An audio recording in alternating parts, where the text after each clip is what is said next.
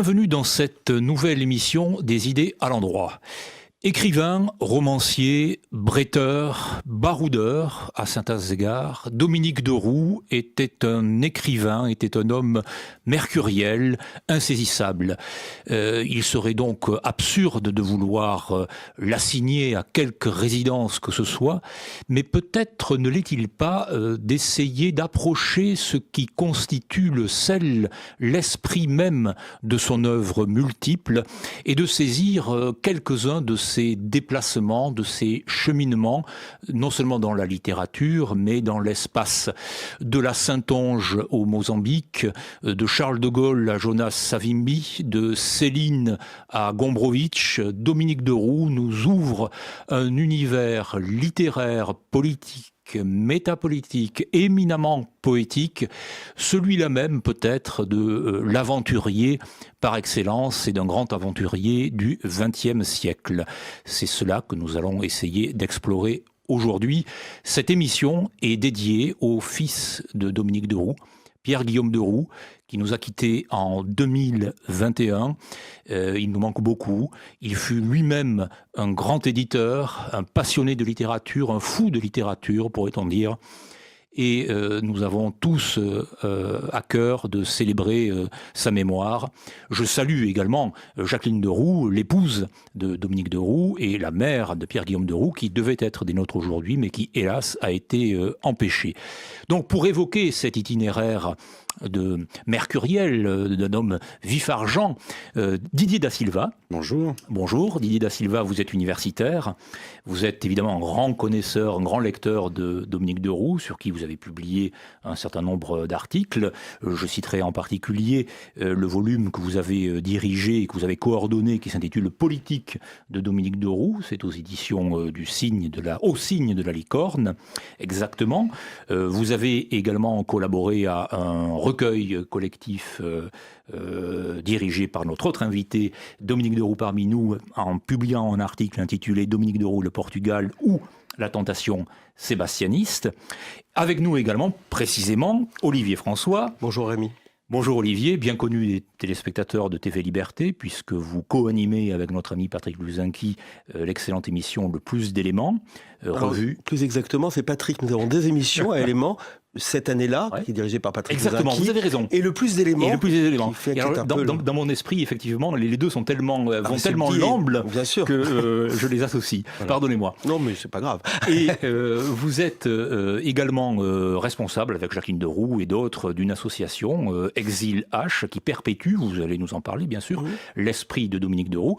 Et vous avez donc dirigé ce volume collectif dont je parlais à l'instant en présentant Didier da Silva, Dominique de Roux parmi nous, qui a été publié aux éditions de la Nouvelle Librairie en 2018. Alors ça a été publié aux éditions Pierre-Guillaume de Roux. Ah, c'est Pierre-Guillaume de Roux. En 2018, en effet. Décidément. Et alors, ce sont les actes d'un colloque que la revue Éléments et l'association Exil H avaient organisé à l'occasion du 40e anniversaire de Dominique de Roux, que nous avons organisé, je crois, le 10 juin 2017. Tout à fait. Colloque d'ailleurs auquel j'assistais, ce qui rend mon erreur d'autant moins pardonnable. Mais vous êtes tout pardonné. Il y a dans ces confusions un esprit de famille qui peut justifier des raccourcis et une certaine vitesse et rapidité dont on sera peut-être amené à souligner les vertus d'une certaine manière. Alors messieurs, Dominique de Roux précisément était un homme fulgurant. J'ai parlé d'esprit mercuriel, d'esprit vif-argent. C'était un homme de la rapidité, c'était un homme pressé à certains égards, entendons le titre de l'ouvrage de Paul Morand. Il me paraît intéressant de circonscrire, pour des raisons purement, j'allais dire, pédagogiques, mais de circonscrire son existence, pour commencer bien sûr, entre deux moments clés, le début de son existence littéraire, la fin de son existence littéraire, à travers deux revues qui ont été essentielles dans l'histoire littéraire de notre pays. Donc la revue L'Erne, devenue rapidement les Cahiers de Lerne. J'imagine que cela parlera à l'esprit de nombre de téléspectateurs. Et puis, à l'issue donc de son existence, la revue Exil H, titre donc que vous avez repris pour l'association Exil H. Dominique de Roux était, je l'ai dit, un romancier, un polémiste, un pamphlétaire, un essayiste. C'était aussi donc un homme de revue. Pour quelle raison, d'après vous, l'esprit de la revue lui importait à ce point-là ? Qu'est-ce qu'il devait transmettre dans une revue ? Est-ce que la revue elle-même est une manifestation d'un art poétique, d'une esthétique même, dans le sens justement de cette brièveté, de cette fulgurance, de ce goût des formes brèves ? Comment interpréter ? D'abord, quelles ont été ces revues ? Quel est leur sens ? Enfin, qu'a-t-il voulu faire ? Et en quoi elle participait-elle de sa propre œuvre littéraire ? Vous avez dit que Dominique de Roux était un homme pressé. Il est pressé par son destin même, puisqu'il sait très vite que son destin est tragique, que la mort va venir très vite. Il est mort prématurément. Juste 1935-1977. Il meurt à 41 ans le 29 mars 1977. Il y a cet aspect-là qui est très important, qui explique d'ailleurs la forme brève et ce style, comment dirais-je, cravaché par la mort, par l'idée de la mort. L'urgence. Par l'urgence, exactement. Ensuite, il y a aussi le fait que, vous l'avez un petit peu laissé entendre, que Dominique de Roux est un autodidacte. Il vient d'une grande famille bourgeoise. Son père était, je crois, directeur de la Banque d'Algérie. Mais très vite, les études intéressent peu Dominique de Roux. Il lit de manière d'ailleurs désordonnée à la fois la Bibliothèque d'Action française, Léon Daudet, Maurras, Bainville. Alors c'est la famille de Marie de Roux, Marie de Roux, le grand avocat d'Action française. Et puis aussi des poètes, évidemment toute la poésie romantique, toute la poésie du XIXe siècle, évidemment Valéry Larbaud. Et donc il a une culture faite un peu de bric et de broc. J'aime pas ce terme-là qui pourrait être péjoratif, mais de Roux est un homme curieux qui prend les livres rapidement, qui lit parfois d'ailleurs les livres de manière 100 pages et puis on passe à autre chose. Et sa curiosité est toujours aiguisée. Et je pense que de ce fait, la revue est pour lui quelque chose d'attirant et lui permet d'exprimer sa curiosité et puis cette urgence qui l'anime. Autre chose, je pense aussi que, vous savez, il y a cette formule de Charles Péguy qui disait mieux vaut les fatras vivants que les ordres morts. Je pense que, et on va retrouver ça quand on évoquera peut-être Gombrowicz, chez de Roux, il y a une détestation des ordres morts et d'un certain classicisme à la française. Il disait d'ailleurs dans un très bel entretien qu'avec l'association Exilage nous avions mis en ligne, qui est l'entretien qu'il donne en 73 à la RTBF, à Christian Bussy, il dit il n'est plus le temps pour nous de marcher en talons rouges sur les parquets cirés de Versailles. Et l'esprit de Versailles, Dominique de Roux n'aimait pas, bien qu'il soit d'ailleurs aussi très enraciné dans la tradition française. De Roux est un homme à la fois tourné vers l'extérieur, bien qu'il sache que Paris n'est plus la capitale du monde et qu'il faut essayer de recharger un petit peu la littérature en lisant Pound, en s'intéressant à la littérature américaine, c'est très important. Borges, etc. On en parlera. Cette ouverture à l'étranger est essentielle chez lui. Essentielle. Mais justement pour sortir de ces scléroses et d'un classicisme français qu'il pense être à bout de souffle. Didier da Silva, ce goût des revues. Oui, je partage ce que dit Olivier et je complète en disant que pour Dominique de Roux, la création d'une revue est une aventure personnelle. D'autant plus quand elle prétend porter une forme de renouvellement de la pensée critique sur la littérature française et étrangère au XXe siècle, en essayant de montrer une littérature cachée, ou en tout cas pas connue du grand public. C'est une aventure personnelle, c'est une aventure faite avec des jeunes. Au moment où il lance l'Erne, il a quelque chose comme 21, 22 ans. Oui, il est très très jeune. La légende dit qu'il aurait vendu les boucles d'oreilles en or de la tante de l'Estapie pour financer les premiers numéros. Et puis, ce qu'on se disait avant de commencer l'émission, c'était que très vite, Dominique de Roux est un homme de réseau. Très vite, il attire à lui des talents, des personnalités. Il a une bande de copains. Il connaît énormément de monde. Il a un charisme particulier pour parler de la littérature. Et donc, une revue lui permet de répondre à ce côté syncopé de son existence, à ce côté, ce que j'appelle moi à titre personnel, le côté sautillant de Dominique de Roux, une idée à la minute, un projet à la minute, etc. Alors, il est plus facile de proposer à des gens d'un même réseau de publier dans une revue. Ça peut être un poème, ça peut être un petit article, ça peut être une étude critique, ça peut être un petit pamphlet, plutôt que de commencer par leur proposer d'éditer des livres. Donc je crois que ça correspond à la fois à une aventure humaine, à un moyen de faire vivre un réseau littéraire, des idées, des valeurs, des conceptions déjà très arrêtées quand il est jeune sur la littérature. Il y a déjà une certaine forme de liberté par rapport au ponte des années 50. Et en même temps, ça lui permet d'être dans une espèce de jeu de ping-pong littéraire en disant, tiens, je vais te publier le prochain numéro, même si on vend que peu d'exemplaires, c'est pas grave. Et puis un tel, il pourra publier dans le numéro 2, etc., etc. Donc comme ça lui permet d'entretenir son réseau et puis de lever cette toile de talent qui va le suivre finalement jusqu'à Exil, jusqu'à la fin de sa vie. Est-ce que je peux ajouter juste quelque chose, cher Rémi ? Je pense aussi que quand ils fondent la revue de Lerne, on est en 1956-57, c'est encore l'ère des grands récits. Dominique de Roux est un anti-idéologue par excellence. Et j'ai retrouvé d'ailleurs, c'est Pierre-Guillaume qui me disait que Pierre-Guillaume de Roux, disait que son père appréciait beaucoup cette phrase de Thomas de Quincé, que j'aimerais citer. Une forme de la vérité, non pas une vérité cohérente et centrale, mais bien latérale et divisée. Et je trouve que c'est une formule qui exprime très bien l'esprit de Dominique de Roux. Oui, c'est le fragment et la polyphonie. Le fragment et la polyphonie. C'est ce qui nous permet précisément de saisir l'objet sous toutes ses facettes, à la différence de l'idéologue qui n'en voit qu'un versant. Alors sur cette question des revues, c'est aussi, dans l'histoire littéraire du XXe siècle, les revues ont évidemment, et avant aussi bien sûr, mais enfin ont une importance essentielle. Est-ce qu'il y a en particulier dans le Dominique de Roux d'Exil H, une volonté de s'inscrire en faux contre une certaine conception de la littérature qui sera défendue par exemple, Philippe Solers dans la revue Telle Quelle, devenue ensuite L'Infini. C'est la même génération. Solers est né en 36, Dominique de Roux en 35. Est-ce que c'est une façon d'affirmer, indépendamment des ponts que l'on peut établir entre les deux? Solers est un grand lecteur de Céline, d'Ezra Pound, bien entendu. On y reviendra aussi à propos de ce que Dominique de Roux a fait pour eux. Mais est-ce que c'est une façon de se positionner aussi contre cet autre versant de la littérature française et des revues françaises? Est-ce qu'on peut le dire? Ah oui, mais je pense ce que je trouve intéressant, c'est que on parlait tout à l'heure de Lerne, là on parle d'Exil. Lerne, c'est la revue du jeune homme. Ouais. C'est la revue qui est publiée, je crois 2 ou 3 ans avant son premier roman, Mademoiselle Anicet, en 1960. Exil, c'est celui que les spécialistes disent de l'homme fini, Dominique de Roux. Il a été éjecté du bébé qu'il avait créé. Il a publié immédiatement, qui a été très mal reçu en 1971.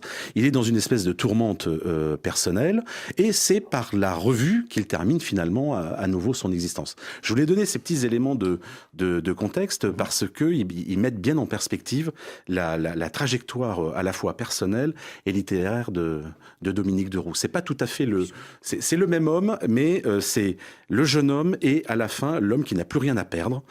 C'est l'homme qui a brûlé ses vaisseaux. Exactement, qui a brûlé ses vaisseaux, qui n'a plus rien à perdre et qui du coup a toute une marge de manœuvre qui justement pour lui pouvait être limitée par des gens comme Philippe, par une sorte de littérature officielle, disons pompidolienne, giscardienne, enfin je sais pas trop comment la qualifier, structuraliste, paraphreudienne, étouffante, il n'est pas du tout pas du tout. Alors ce qui est étonnant, c'est qu'il le lance de Suisse, de Genève, et au moment même où il trouve dans le Portugal et le 5e Empire, on en parlera probablement, il n'y a pas 2 pays plus opposés, je pense, que la Suisse et le Portugal, et dans l'esprit, et dans l'histoire, et dans l'ouverture, etc. Et pourtant, c'est de là qu'il lance cette dernière charge contre la littérature pompidolienne et officielle sans intérêt.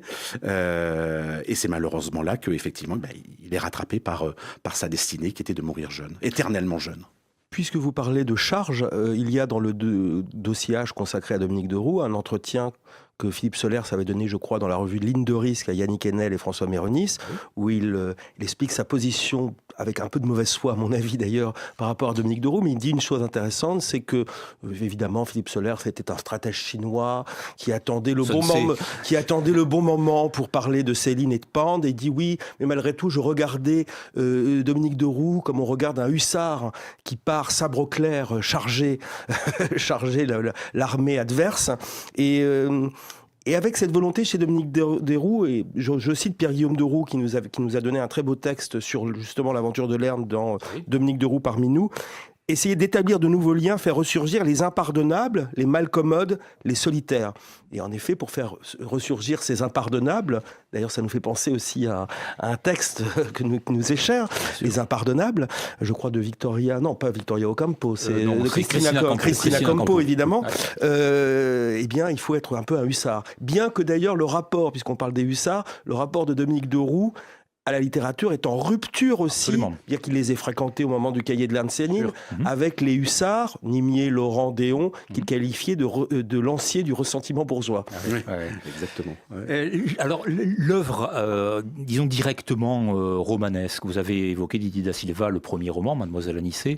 Il sera suivi de nombreux autres ouvrages de type romanesque. D'ailleurs, la question du genre littéraire est aussi problématique chez Dominique de Roux, l'harmonica Tsouk, donc d'autres Maisons jaunes, le Cinquième Empire, bien entendu. Enfin, comment peut-on qualifier cet art romanesque de Dominique de Roux? Vous avez évoqué, Olivier François, une forme de classicisme, mais qui est, en particulier dans Mademoiselle Anicet, le premier roman, mais qui est très rapidement dépassé par un rythme, par un mouvement, par vous parliez de Dominique de Roux sautillant, bondissant, par des raccourcis. Le style nerveux, rapide de Dominique de Roux, c'est un style qui procède par ellipse, c'est un style au fond très poétique. Comment pourrait-on le comprendre pour des lecteurs qui ne seraient jamais plongés dans les romans de Dominique de Roux? À quoi doivent-ils s'attendre et quel est leur sel? Quelle est cette vivacité qui peut les séduire? Du point de vue du style, Dominique de Roux est un grand célinien. On peut même dire qu'il a été une des pièces essentielles pour les céliniens et pour la défense de l'œuvre de Céline. Mais je pense que son style relève, avec des chaos que ses auteurs n'avaient pas forcément, mais relève davantage de celui de Paul Morand et de Valérie Larbaud que de celui de Céline. Oui. D'abord parce que Dominique de Roux a un style, il n'emploie pas ni d'argot, la langue est très rapide, c'est presque de l'aphorisme d'ailleurs, et qu'il y a cette rapidité et ce côté déstabilisant qu'on retrouve d'ailleurs plus chez Larbaud que chez Morand, mais qu'on retrouve aussi chez le Morand, notamment des divers Caraïbes ou des voyages comme ça, avec parfois des phrases apparemment saugrenues, mais qui ont toujours un sens. Et il aime, tout d'un coup, moi je pense que Dominique de Roux, dans son style, c'est un style très visuel. On voit tout de suite ça fait naître des images, des chimères. Oui, c'est le versant poétique, justement, l'image poétique qui surgit. Il essaie d'être un poète, y compris dans ses romans, d'ailleurs. Il est partout, et même en politique, d'ailleurs. Moi, j'ai commencé par lire immédiatement. Qui a été un choc, je devais avoir 24 ou 25 ans. Au début, en lisant le livre, je me suis dit, mais enfin, il écrit au fil de la plume. C'est vraiment la première sensation que j'ai eue de la lecture de Dominique de Roux. Et en fait, en lisant après Ouverture de la chasse, Cinquième Empire, etc., en fait, c'est toujours la même technique de l'image immédiate, du sentiment immédiat, du coup de sang. Il y a un humour féroce chez Dominique de Roux qui se prête très bien à ces différents aphorismes, à cette manière d'écrire, alors qu'en fait, c'est très construit. C'est très élaboré, c'est très fin, et on sort d'une lecture d'un livre de Dominique de Roux, que ce soit un roman ou des écrits politiques, avec le sentiment d'avoir trouvé un écrivain qui a son style. C'est ce que disait Céline quand il avait participé à cette émission de télévision en 51 ou en 52, et que finalement le journaliste qui l'interrogeait disait oui, un style, bon, oui, d'accord. Et Céline lui dit, ah, mais c'est rare un style, monsieur. Je ne sais pas si vous avez l'image en tête. C'est vrai, et en lisant Dominique de Roux, j'essaye d'être un grand lecteur, de lire des choses très diverses. Je ne pourrais citer peut-être que 4 ou 5 auteurs qui m'ont bouleversé d'un point de vue du style et de l'originalité du style, que Dominique de Roux, effectivement. Et James Joyce, Fernando Pessoa, effectivement, en sont d'autres. Mais Dominique de Roux, on sort presque le cœur léger. Je trouve que c'est pas un auteur pessimiste ou qui donne pesamment à réfléchir.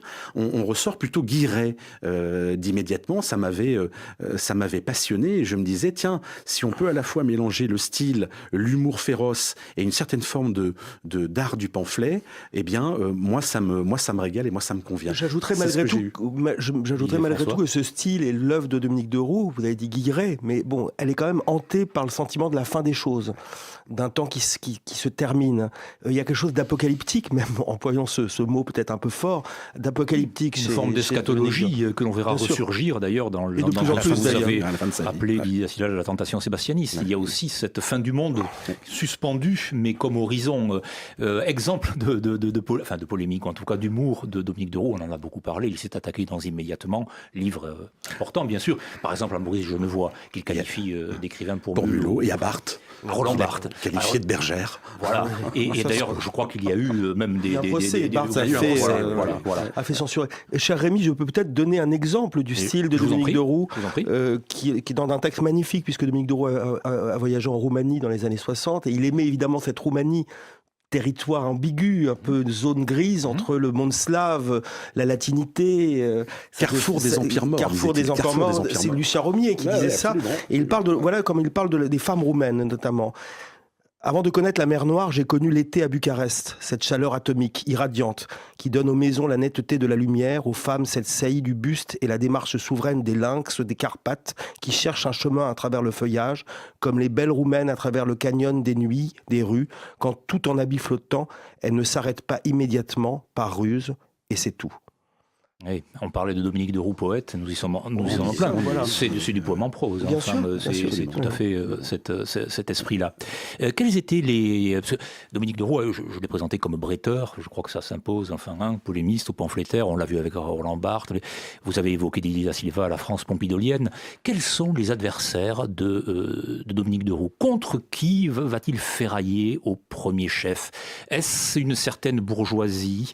Est-ce, j'allais dire, Servan-Schreiber, pour donner un nom avec le contre Servan-Schreiber?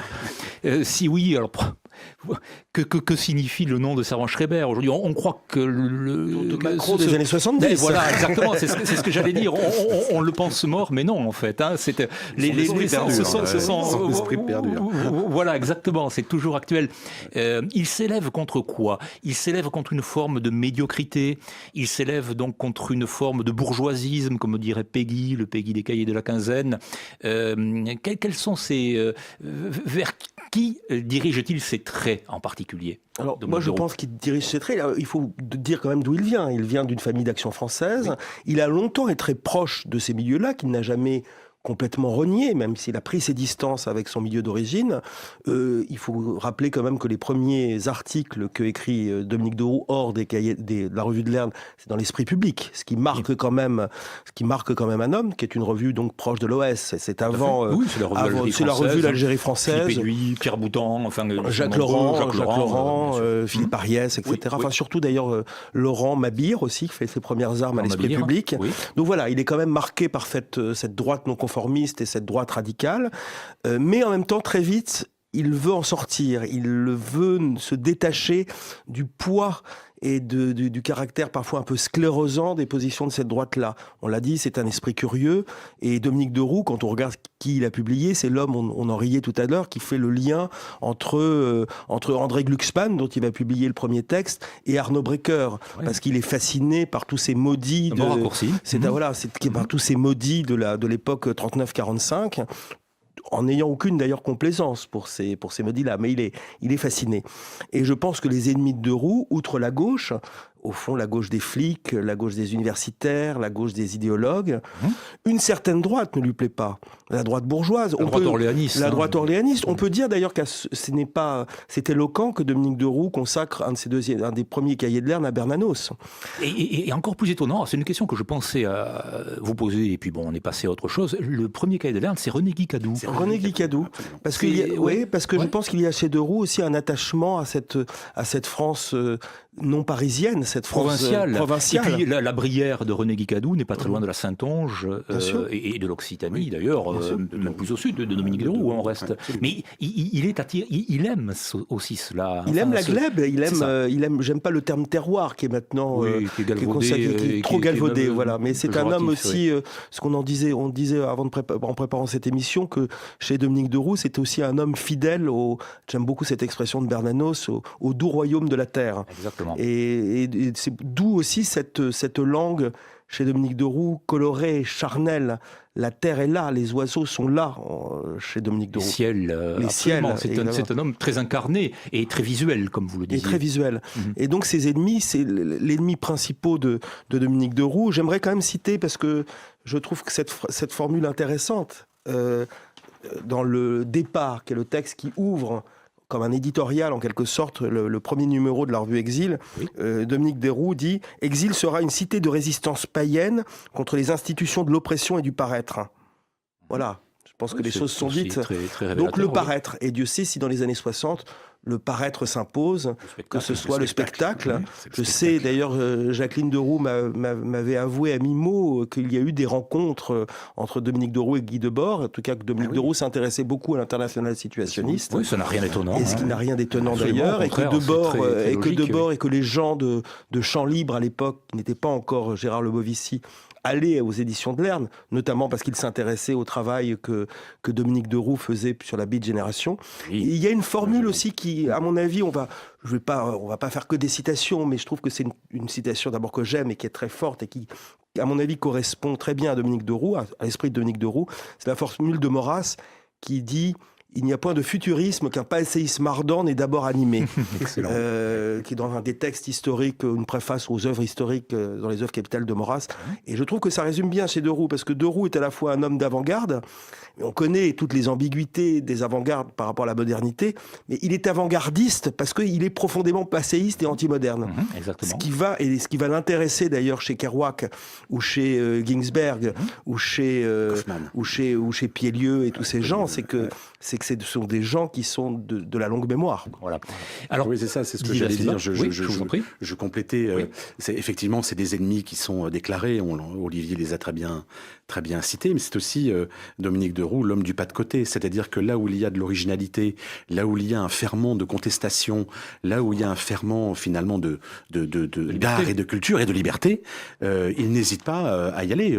On a abordé la question de la Beat Génération. Dominique de Roux a été l'un des premiers à publier les auteurs en France. Après, évidemment, il y aurait les éditions du Sagittaire orientées un peu différemment, mais à la fin des années 60, être capable de dire, là, il y a quelque chose d'intéressant, Kerouac, Ginsberg, Gary Snyder, Grégory Corso, etc., je trouve que quand même, il a fait un travail, certes, d'éditeur en faisant cela, mais enfin, il faut être capable de le faire, vu de là où il vient. Puis il y a un autre auteur, on a parlé de Céline tout à l'heure, c'est Gombrowicz. Bien sûr. Voilà, encore un pas de côté qu'il a été capable de faire et d'accompagner. C'est justement un point sur lequel je souhaitais venir maintenant, c'est le Dominique de Roux, éditeur, enfin vous en avez déjà parlé, cette grande ouverture aux littératures, disons, étrangères. Il y a également Borges. Qui fait venir à Paris. Il y a bien sûr Ezra Pound.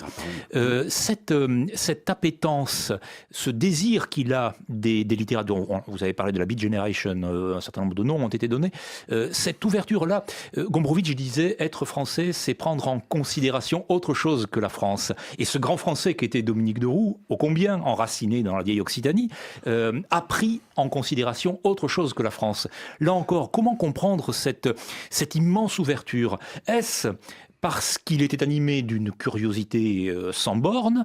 Est-ce parce qu'il avait le sentiment d'une unité civilisationnelle européenne, quoique Borges vienne évidemment de l'Amérique latine, mais enfin le lien de Borges avec Genève et avec la Suisse sont également importants. Comment expliquer ce désir d'aller voir? Est-ce que c'est aussi pour des raisons esthétiques, c'est-à-dire allons voir à l'étranger ceux qui contribuent à révolutionner l'art romanesque ou l'art poétique. C'est un peu tout ça, j'imagine. Et recharger les formes mortes, ça c'est une formule très gombrowiczienne. C'est-à-dire que pour Gombrowicz, les formes, la forme qui enserre, qui sclérose, on répète souvent ce terme de sclérosé, mais Dominique de Roux est l'antisclérose par excellence. Et je pense que sa curiosité s'explique aussi par son aristocratisme. L'aristocrate européen, on pourrait parler du prince de Ligne, est aussi un grand cosmopolite, est un homme qui est tellement enraciné. C'est un mot que je n'ai pas osé prononcer, mais j'y songeais. Mais voilà, mais le cosmopolite aujourd'hui, malheureusement, est encore un terme galvaudé, qui flatte certains qui se croient pour des cosmopolites, alors qu'ils ne le sont pas, ils sont simplement des mondialistes. Mais Dominique de Roux est un cosmopolite parce qu'il est tellement enraciné dans cette vieille Europe. À la Paul Morand, là aussi. À la Paul Morand. Il est tellement enraciné qu'il peut se permettre, et avec son regard, d'aller voir ailleurs. Et d'aller voir ailleurs, enfin... Là, on est dans les altitudes, quand c'est Pound, quand c'est Borges, quand c'est... Moi, je vais lâcher un vilain mot, mais je vais dire Dominique de Roux sans côté anarchiste de droite. Voilà. Il n'aurait pas forcément aimé, encore une fois. C'est pour ça que anarchiste de droite, c'est toujours délicat, effectivement, comme formule, mais il y a de cela. Mais il y a un peu de ça, c'est-à-dire le côté aristocratique. Faire attention à ce terme d'anarchiste de droite qui, maintenant, malheureusement, pour beaucoup, fait davantage penser au tonton flingueur et à Michel Sardou qu'à Dominique de Roux. Mais c'est une autre philosophie. François Richard a publié de beaux livres sur les anarchistes de droite, mais évidemment, au sens littéraire également. Mais il y a ce côté effectivement aristocratique, de prince en exil, comme on dit, de liberté parfaitement assumée, un côté me ne frego, comme on dit en italien, je m'en fous. Il y a un côté, je fais ce que j'ai à faire. Si Borges est bon pour la littérature mondiale et si j'y trouve mon compte, j'y vais. Et parce que ça lui a coûté cher en termes d'amitié et en termes de réseau, d'aller voir dans certains recoins de la littérature mondiale des gens qui disaient mais pourquoi il va là, en quoi c'est intéressant.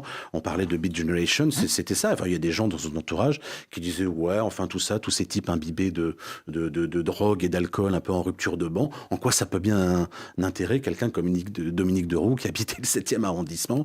Mais il y avait cette liberté de ton et de dire non, moi je m'en fous. Moi j'estime que là il y a de la création, il y a de la vie, il y a de l'originalité, il y a de la liberté, donc j'y vais. Et ça qui est intéressant. Disons aussi que même si Dominique de Roux avait pu avoir des mots très durs pour la génération des hussards, qu'il suit aussi le travail entamé par Roger Nimier et par Michel Mort. C'est-à-dire que Michel Mort, cet écrivain hanté quand même par les vaincus et par la chouannerie, est aussi l'homme qui a introduit... Et par Bassompierre, évidemment, mais est aussi l'homme qui va introduire Faulkner en France. Je sais d'ailleurs que Dominique de Roux a eu des liens avec Michel Mort au moment où il s'intéressait à la Beat Generation. Nimier, le Nimier des journées de lecture est aussi un homme ouvert sur la littérature étrangère et notamment sur la littérature américaine. Et il faut inscrire aussi Dominique de Roux dans cette tradition, bien qu'il va encore un peu plus loin, notamment en s'intéressant à des auteurs entre guillemets qu'on va considérer comme des avant-gardistes. De Roux, en France, va aussi défendre des gens comme Pierre Guyotat, le jeune Guyotat. Le jeune Guyotat est édité à L'Erne. Tombeau pour 500 000 soldats, je crois que c'est je crois que c'est celui-là, qui a été... Tombeau, c'est ça, c'est ce que je dis. Oui, ce que je dis. Et d'ailleurs, de ce point de vue-là, il mène un travail parallèle à tel quel. Solers, c'est un ennemi fraternel. Et voilà, c'est ça. D'ailleurs, Solers, on connaît ses défauts, mais il a quand même de nombreuses qualités. A rendu hommage à Dominique de Roux dès quelques temps après sa mort, je crois, par un grand article qui s'appelait Le Cavalier, je crois, dans les années en 1982 ou 83. C'est bien vu, Le Cavalier, le condottière. Il y a de cela chez lui, pour se référer au registre italien. Alors, il y a une autre dimension, mais qui est liée à cette dimension éditoriale, que je résiste encore à l'idée de qualifier de cosmopolite, mais Olivier François nous a expliqué quand même qu'on pouvait le faire exceptionnellement. C'est cette ouverture formidable donc de cet homme enraciné à une géographie, on pourrait presque dire une méta-géographie qui s'inscrit elle-même dans une méta-politique que vous avez en particulier beaucoup étudiée, Didier da Silva, et dont l'épicentre est le Portugal. Pourriez-vous nous dire, Didier da Silva, ce qu'a représenté Lisbonne, éventuellement la révolution des œillets, Dominique de Roux est le seul à être à ce moment-là à Lisbonne, mais au-delà, donc le Portugal, ses colonies africaines et la grande rêverie sébastianiste, vous allez nous expliquer, est-ce que cela s'inscrit dans cette rêverie eschatologique, apocalyptique de Dominique de Roux? Est-ce que cela s'inscrit dans un parcours aussi plus politique? Dominique de Roux a été proche de certains services gaulliens, enfin, lui-même a écrit un ouvrage intitulé L'écriture de Charles de Gaulle. Donc, comment pourrait-on introduire les téléspectateurs à cette métapolitique de Dominique de Roux qui s'inscrit donc à la fois dans un gaullisme un peu mythique ou mystique et un sébastianisme éminemment poétique? Alors, c'est une question qui est intéressante parce qu'elle touche finalement la fin de la vie de Dominique de Roux. Elle correspond à ce qu'on disait au début de notre entretien, c'est-à-dire qu'elle correspond à la fin que Dominique de Roux pressentait de sa vie et de sa destinée. Alors pour comprendre ça, faire un petit peu d'histoire et revenir aux sources de ce mythe qu'on appelle le sébastianisme, qui est né à la fin du XVIe siècle, lorsque le roi du Portugal, Sébastien Ier, lors d'une expédition, d'une croisade menée contre des rois morts dans le nord de l'Afrique, en fait il l'a fait parce qu'il voulait pas être enserré entre l'Espagne toute puissante de Charles Quint et puis les musulmans au sud. Donc il dit, il faut que je brise cette tenaille, je vais porter le fer en Afrique, rétablir un certain nombre de colonies. C'est un roi qui n'a pas d'équivalent, j'allais dire, dans le reste des différentes lignées de rois qui ont régné sur le Portugal. D'abord, il n'a pas le physique qui va avec, c'est-à-dire il est grand, blond, avec les yeux bleus, sa mère est allemande, il a 24 ans, on le dit instable, on le dit immature, on le dit pas très intéressé par les filles, pas pressé de se marier. C'est son côté Louis II de Bavière. C'est son côté Louis II de Bavière, anticipation, absolument, hein, ouais. dont parlera plus tard Eduardo Lorenzo en parlant de Fernando Pessoa, et je trouve que cette corrélation est assez intéressante. Donc c'est un roi immature qui veut ressembler à son père qui était un grand guerrier qui avait gagné beaucoup de batailles. Il engage les meilleures troupes portugaises, néerlandaises, allemandes, il y a des piquiers anglais, il a fait une espèce il a fait appel à tout un tas de mercenaires européens. Il emmène avec lui la fine fleur de la noblesse portugaise et patatras, il perd cette bataille qui a coûté très très cher. La fine fleur de la noblesse portugaise à cheval en armure est anéantie. Pendant un certain temps, on n'a pas réussi à retrouver son corps, alors qu'en fait on le sait. Et de là, que se passe-t-il? N'ayant pas d'enfant, n'étant pas marié, quasiment par contrat, il était question que si la royauté portugaise n'était pas capable de perpétuer la monarchie, eh bien le Portugal tombait avec ses colonies dans l'escarcelle espagnole. De là, la perte, comment peut-on passer, si on imagine en termes métapolitiques, comment peut-on passer de quasiment la première puissance mondiale à finalement une colonie de la deuxième puissance mondiale, ou de la première, ça dépend de quel point on se met. Et là, il y a une espèce de fracas philosophique, métaphysique pour les élites portugaises. Et de là va naître le mythe du retour de ce roi Don Sébastien, qui, d'après la légende, un jour remonterait l'estuaire du Tage à pied, drapé dans un manteau de velours, et viendrait redonner sa place à l'Empire portugais. Alors comment s'inscrit Dominique de Roux Dominique de Roux, dans ce je trouve que c'est intéressant, c'est que je trouve que dans l'histoire des lettres, il est pratiquement le seul écrivain français d'importance qui a eu autant de liens avec le Portugal et qui a aussi bien compris l'âme portugaise et l'histoire du Portugal. Le sébastianisme, finalement, qu'est-ce que c'est? C'est quitter les oripeaux, j'allais dire, du réel, pour aller vers une mystique et une spiritualité finalement éternelle. On en revient au Cinquième Empire. Le Cinquième Empire... Grand texte de Dominique de Roux. Grand texte de Dominique de Roux. Qu'est-ce que c'est que le Cinquième Empire? Oui.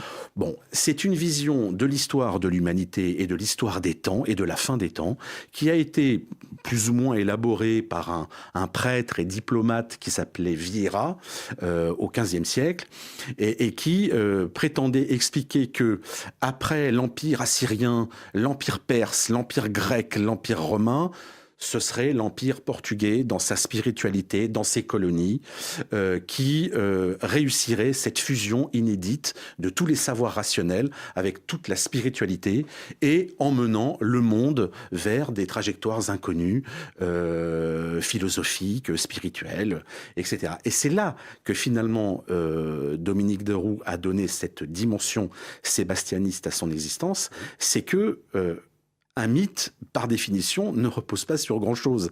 Donc, il avait fait ce qu'il avait à faire en tant qu'éditeur. Il avait été mis en minorité aux éditions de Lerne qu'il avait créées. Immédiatement, l'avait mis en délicatesse. Il n'a plus rien à perdre. Que lui reste-t-il si ce n'est l'esprit ? Et de se raccrocher à cette dimension finalement mystique, mythique, qui ne repose sur rien, mais où tous les possibles sont possibles, justement.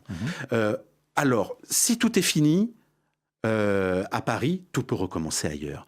Et c'est là qu'il trouve dans l'Empire portugais, bon, inutile de dire que dans les années 72, 73, 74, au moment où Dominique de Roux apparaît sur la scène portugaise, l'Empire portugais est en train de se défaire.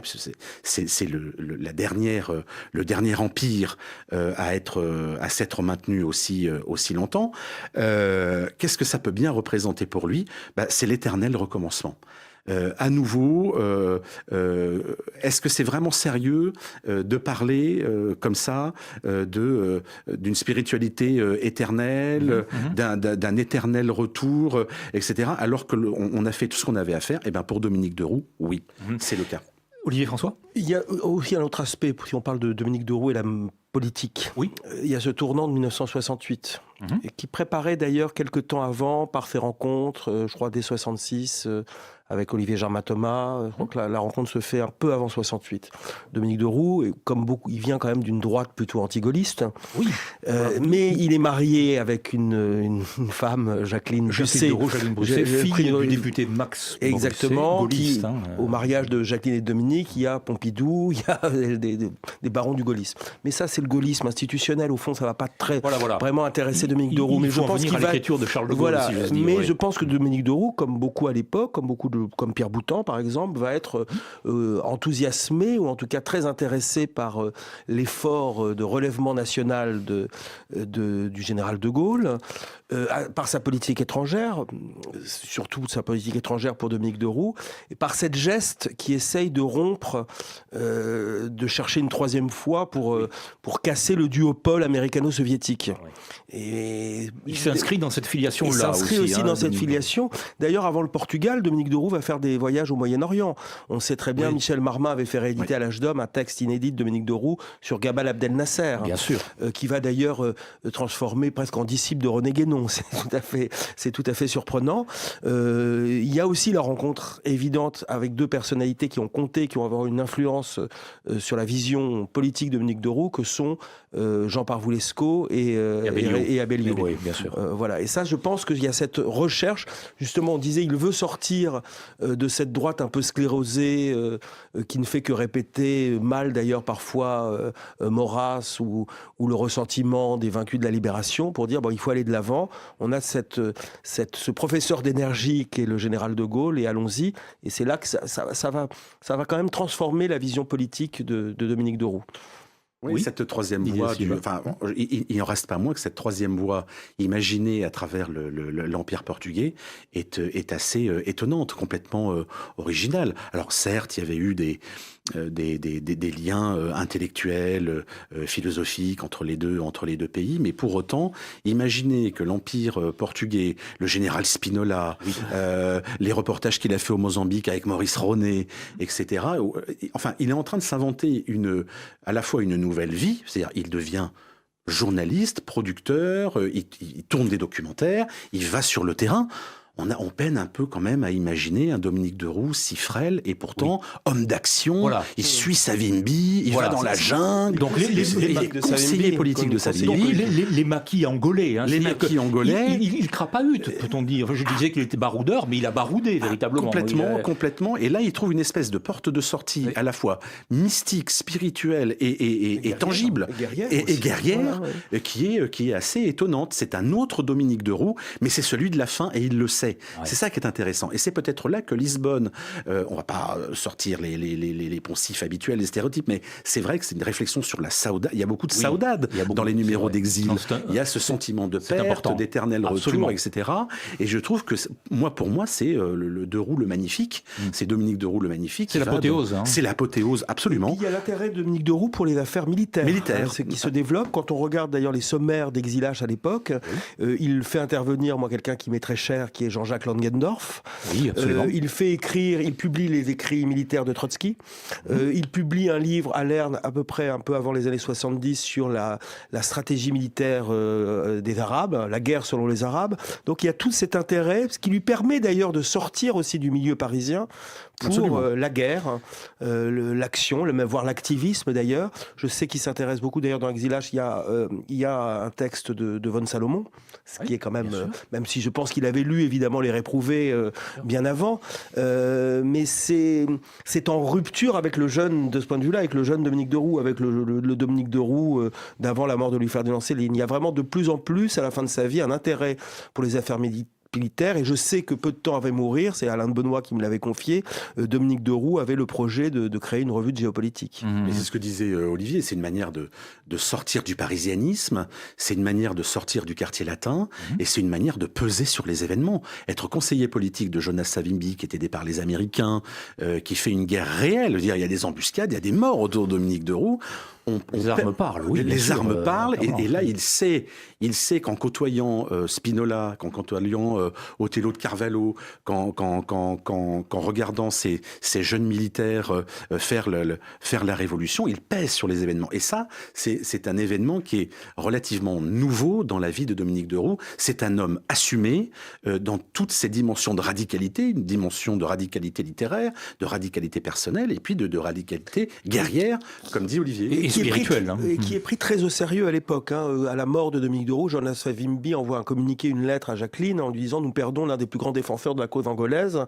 Parce que parfois, on a l'impression que c'est simplement une sorte de voyage un peu littéraire. Dominique Deroux va être très engagé, va faire beaucoup pour Jonas Savimbi. Il organise des rencontres quand Savimbi vient en Europe avec des hommes politiques de poids, à travers l'Europe, d'ailleurs aux États-Unis, en Italie. Et ça, c'est important de le noter. C'est que Dominique Deroux ne va pas regarder les choses à distance. Il va s'engager, il va mettre sa peau sur la table. Quand j'ai travaillé sur politique de Dominique Deroux, j'avais travaillé sur un certain nombre d'articles de la presse portugaise des années 75-76. Dominique Deroux est identifié comme un agent de l'étranger, notamment par la presse de gauche, qui dit, regardez, il y a des agents français infiltrés dans notre pays qui essayent de déstabiliser la nouvelle démocratie, le nouveau Portugal libre et indépendant. Et il y a un long article où on dit, attention, cet homme travaille pour les services secrets. Repris d'ailleurs de manière assez dégueulasse, il faut bien le dire, par Libé, le journal Libération à l'époque, on est habitué à son complotisme antifasciste, qui va attaquer Dominique Deroux en lui prêtant d'une fonction de grand ordonnateur d'un ordre noir. Oui, c'est ça. Voilà. Oui, c'est ça. Et là, d'ailleurs, Dominique Deroux avait fait un procès à Libération qu'il avait gagné. Et ça, c'est intéressant. C'est bien de souligner ce complotisme pseudo-antifasciste que Libération avait déjà à l'époque. Mais pour répondre à votre question, je pense que Dominique Deroux a trouvé dans le Portugal la fin de l'Empire portugais, dans la saudade, dans le sébastianisme, quelque chose qui correspondait finalement à ce qu'il ressentait comme étant sa propre vie. Absolument. C'est-à-dire ce sentiment tragique de la vie, pour reprendre Unamuno. C'est bientôt la fin, je mets toutes mes forces dans la bataille et je deviens qui je suis.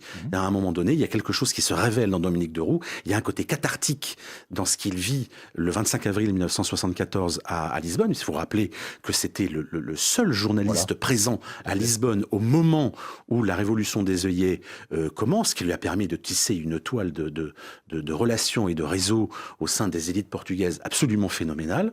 Il y a encore aujourd'hui beaucoup de gens qui parlent de Dominique Deroux dans certains milieux au Portugal. Eh bien, il s'assume, il n'a plus rien à perdre, il devient qui il est, et ce sentiment tragique de la vie, de la brièveté de sa vie, il n'en a plus rien à faire, et il devient guerrier. Qui aurait imaginé, en lisant Mademoiselle Anissé, que l'auteur de ce premier roman deviendrait un guerrier assumé, un conseiller politique intelligent. Il a, comme disait Olivier, à travers Savimbi qui a reconnu sa valeur. Honnêtement, Savimbi aurait pu être conseillé par d'autres personnes, probablement plus qualifiées. Eh bien, c'est Dominique de Roux qu'il choisit et qui fait bien son travail, si on devait, j'allais dire, équivaloir son apport à la révolution menée par Savimbi. Il a fait le job, comme on dit. Alors, notre émission est en passe de s'achever. Me paraît, on va terminer sur ces quelques mots, me paraît frappant également l'actualité, le caractère évidemment vivant de Dominique de Roux. À chaque génération de jeunes gens, quand on a 20 ans, à un moment ou à un autre, on rencontre Dominique de Roux. Tous ceux qui ont un esprit, tous ceux qui d'une certaine manière se sentent en exil, pourrait-on dire, dans la France contemporaine, dans l'Europe contemporaine, rencontrent Dominique de Roux. Qu'est-ce que vous pourriez respectivement, Didier da Silva, Olivier François, quel est le titre de Dominique de Roux que vous pourriez conseiller à un jeune lecteur aujourd'hui de 20 ans ou de 15 ans de lire? Par où découvrir Dominique de Roux? Alors moi, à titre personnel, je dis ce que j'ai dit tout à l'heure. Je propose de commencer par immédiatement. D'abord parce que c'est la forme brève. N'importe où on ouvre immédiatement, on lit 2-3 aphorismes et on est heureux.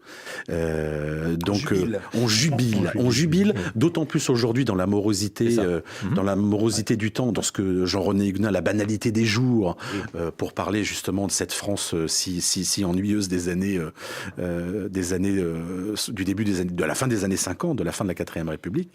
Moi, je conseillerais immédiatement, j'ai commencé par ça, et je trouve que dans la morosité ambiante, c'est un auteur qui fait du bien. Je me demande même si le fait de pouvoir formaliser le fait qu'à chaque génération, il y a de nouveaux lecteurs n'est pas la marque finalement d'un grand écrivain. Exactement. Olivier François. Je dirais à peu près la même chose que notre ami Didier, évidemment, immédiatement. Aussi l'harmonica Zud, parce que je trouve que c'est un grand texte où d'ailleurs Dominique de Roux fait naître vraiment sa langue. Oui. Mademoiselle Anissé est un très beau roman d'amour, mais il y a dans l'harmonica Zud qu'on assiste à la naissance d'une langue, de la langue de Dominique de Roux. Évidemment, relire tous ses cahiers de Lerne, tous les cahiers de Lerne pour lequel il a travaillé, qu'il a dirigé ou qu'il a impulsé. Qu'il a dirigé ou qu'il a impulsé. Revoir aussi certains entretiens que nous avons mis en ligne, parce que ce qui est assez fascinant, notamment dans l'entretien de l'RTBF, c'est qu'on voit que Dominique de Roux parle comme il écrit ou écrit comme il parle. Il y a des formules qu'il jette comme ça et qui font mouche, évidemment. Ouais. Et vous savez, puisque vous parlez de la jeunesse, Dominique de Roux savait très bien qu'il écrivait pour la jeunesse. Il sait qu'on s'en est souvent ouvert à Jacqueline en disant « je serai lu » toujours par des garçons de 20 ans, des garçons et des filles de 20 ans. Et vous avez raison de terminer sur cette question des livres, parce que l'un des événements capitaux de ma vie, c'est d'avoir pu voir la bibliothèque de Dominique de Roux. Un homme de livres, et cette muraille de livres m'a profondément impressionné. La rue de Bourgogne reste un appartement mythique. Absolument. Oui. Absolument. Voilà. Didier da Silva, Olivier François, je vous remercie. Merci. Merci aux téléspectateurs de TV Liberté. J'espère que Olivier, François, Didier da Silva, je n'en doute pas, vous auront donné l'envie de découvrir cet esprit, cet aventurier de la langue, cet aventurier de la politique et de l'esprit également. Nous nous retrouvons d'ici 1 ou 2 mois pour de prochaines émissions des Idées à l'endroit. Merci de votre fidélité. À très bientôt.